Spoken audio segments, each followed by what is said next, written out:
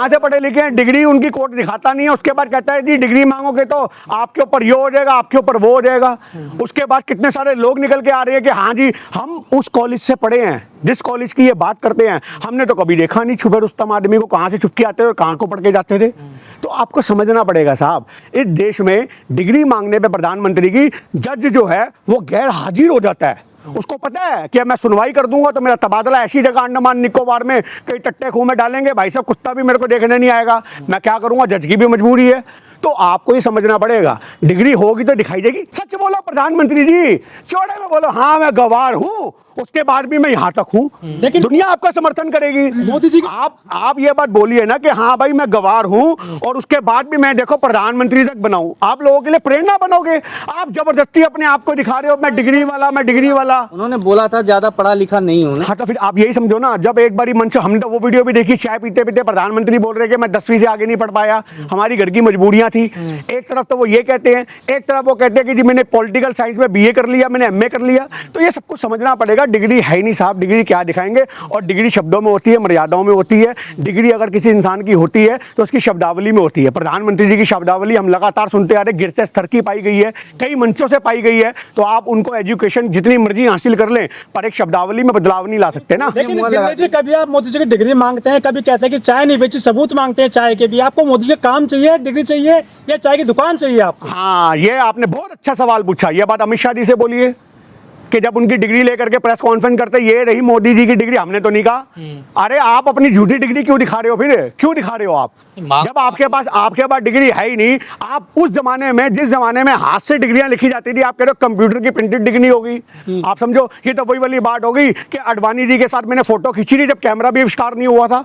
आपने मोदी जी का वो भी बयान सुना होगा कि ये देखो जी मैं फैक्स करता था, जिस जमाने फैक्स था ही नहीं। भाषा की मर्यादा हमें लगता है संस्कारों में प्रधानमंत्री जी के नहीं है, हमने उनके मन से सुनी है। हाइब्रिड बछड़ा किसको कहा गया था, ये राहुल जी को कहा गया। जर्सी गाय किसको कहा गया था, सोनिया जी के लिए कहा गया था। कांग्रेस की विधवा किसको कहा गया था, सोनिया जी के लिए कहा गया था। तो आपको समझना पड़ेगा साहब, भाषा की मर्यादा तो प्रधानमंत्री नहीं रखते। और अगर आप राहुल गांधी जी की बात कर दो, आप उनके शब्द बता दो, अगर उन्होंने यदि शब्दावली का प्रयोग किया हो। आज कोई भी चलता फिरता आदमी भीड़ में घुस जाएगा और इस तरह की बात करेगा तो आप उसे कांग्रेस से जोड़ दोगे।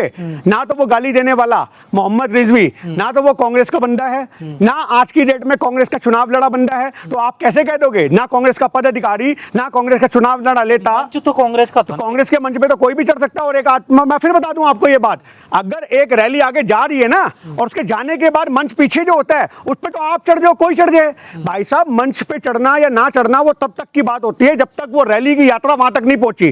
जब तक राहुल गांधी जी उस मंच तक पहुंचे, उस समय तक अगर ऐसी घटना हुई है तो आप बताओ, उनके उस मंच को क्रॉस करने के बाद अगर पीछे से कुछ भी हो रहा है, मैं कह रहा हूं तोड़ फोड़ हो रही है, कुछ भी हो रही है, वो तो आम जनता है, आम जनता माइक पर चढ़ जाएगी। कितने ऐसे प्रदर्शन होते हैं, कितनी ऐसी रैलियां होती हैं कि आम जनता वहां से अपना उठाती है माइक और जिंदाबाद जिंदाबाद के नारे भी लगाती है। अब उसके दौरान अगर ये षड्यंत्र हुआ, साजिश हुई है, तो हम तो ये भी कहते हैं भाजपा की साजिश है।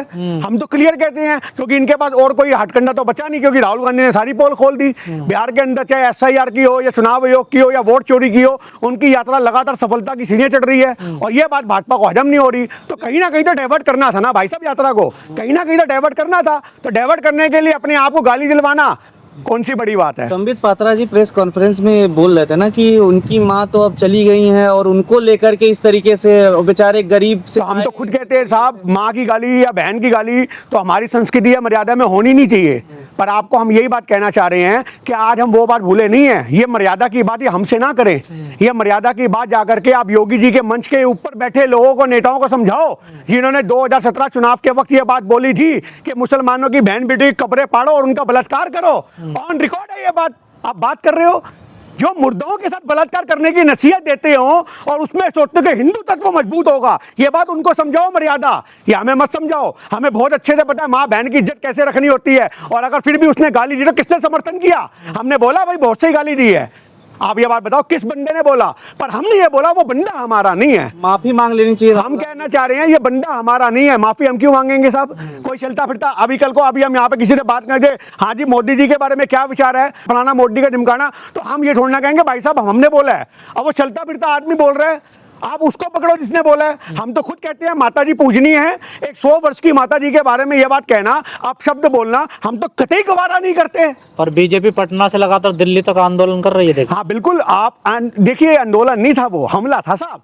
आप आंदोलन को हमले से मत जोड़ो। आप कह रहे हो इतना बड़ा हमला, पटना के अंदर लाठी डंडे चले हैं, कांग्रेस के कार्यालय में एक बम फोड़ने की सिर्फ एक छोटी सी एक तकलीफ और कर देते तो हम तो कह रहे थे कि भाजपा के कार्यकर्ता आतंकवादी गतिविधियों में लिप्त पाए गए हैं। आप ये बात बताओ, चलते फिरते वहां पे भीड़ आ रही है और उसके बाद अटैक कर रही है, हमला कर रही है। आप राजनीति में वाद विवाद, विचारों के मतभेद को क्या हिंसा तक लेकर के जाओगे?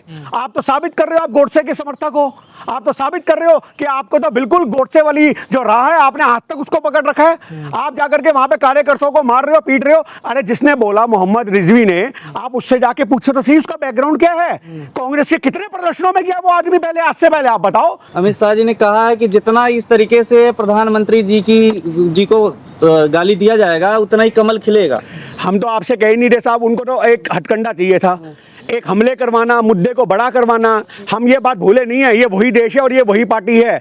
एक पूर्व प्रधानमंत्री अटल बिहारी वाजपेयी जी, एक सम्मानित प्रधानमंत्री, हम भी उनकी इज्जत करते हैं, उसको गली गली मटके में घुमा देना, आप समझो इस बात को। मटका यात्रा होगी जी, कलश यात्रा होगी जी, एक मरे हुए आदमी को, इतने सम्मानित आदमी को आप छोटी छोटी मटकियों में ले लेके गली गली घुमा रहे हो। देखो जी अटल बिहारी, अरे दुनिया उनका सम्मान करती है, आप मटकों में घुमा घुमा के क्या कर रहे थे? आप वोट बैंक बक्का कर रहे थे। आज पुलवामा हुआ, आपने क्या किया? गली गली उतर करके आपने वोट बैंक बक्का किया।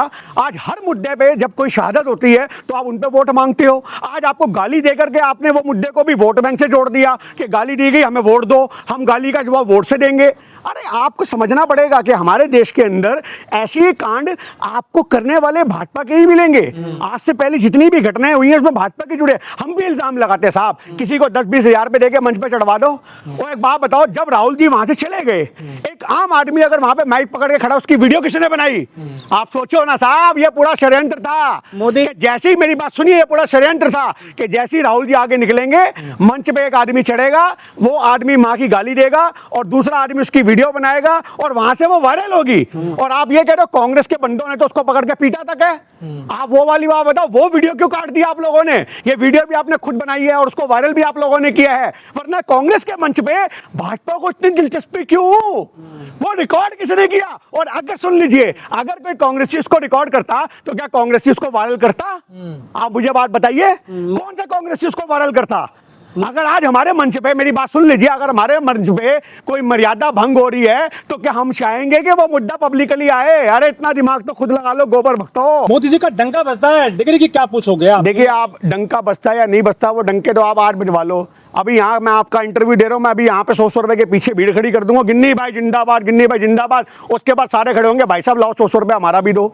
एक्चुअल मायने में डंका किसका? आपने वो फिल्म देखी है जो उसकी थी, देखिए पुरानी आमिर खान की फिल्म दिल फिल्म। दिल फिल्म के अंदर अनुपम खेर क्या करता है? नकली नोट छापता है और उसके बाद लोगों को बांटता है, ये लो ये लो ये लो, मैं गरीबों का हमदाता, मैं गरीबों का फलाना, मैं गरीबों का ढिमकाना, और पब्लिक उसके जूते मारने के लिए भाग जाली नोट मारता है। यही हाल एक्चुअल मैंने में, मेरी बात सुन लीजिए, यही जमीनी हकीकत है। मैं आपसे छोड़े में कहता हूँ, ये काट के आगे लगा देना।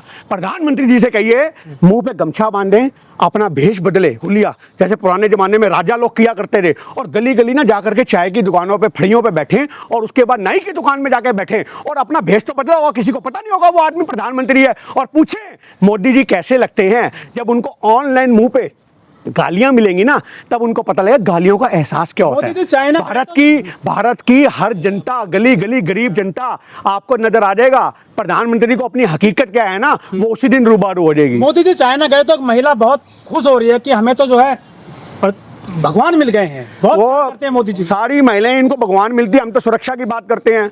एक औरत प्रधानमंत्री के पास लाइटर लेके, माचिस लेके, दिए लेकर के जा रही है। वैसे तुम कहते हो कि भैया अगर प्रधानमंत्री के घेरे तक जाना है तो पता नहीं कितनी बार कपड़े ऊपर नीचे करके चेकिंग हो लेती है। आप इस बात को समझो, वो प्रोपोगेंडा है साहब। उससे पहले अभी लंदन में भी हुआ था, मेरे को दर्शन हो गए, मैं धन्य हो गई। ये सारी औरतों को दर्शन की होती है और वही धन्य की होती हैं। आप इस बात को समझो ना। लेकिन आम आदमी पार्टी के अभी एक तो वो कह रही मेरा बाप आ गया, मुझे ऐसा लगा मेरा बाप आ गया, मेरा बाप। अरे भाई बिल्कुल बाप होगा तेरा, तू बनाओ उस चीज को, पर प्रोपोगेंडा से बाप और भाई तो मत बनाओ। आम आदमी पार्टी की सरकार में कानून मंत्री जितेंद्र सिंह तोमर वो फर्जी डिग्री में जेल चले गए थे, लेकिन बीजेपी के कई लोग, मोदी जी भी और ये अपने निशिकांत दुबे इनकी भी डिग्री फर्जी बताई गई है एमबीए की दिल्ली यूनिवर्सिटी से। देखिए इन पे मैं कार्रवाई क्यों नहीं हो रही कायदे से? मैं एक ही बात कहना चाह रहा हूँ, जिसकी लाठी उसकी भैंस। हाँ। सत्ता में बैठे लोगों के ऊपर अगर कार्रवाई होगी तो विपक्ष के ऊपर कब होगी?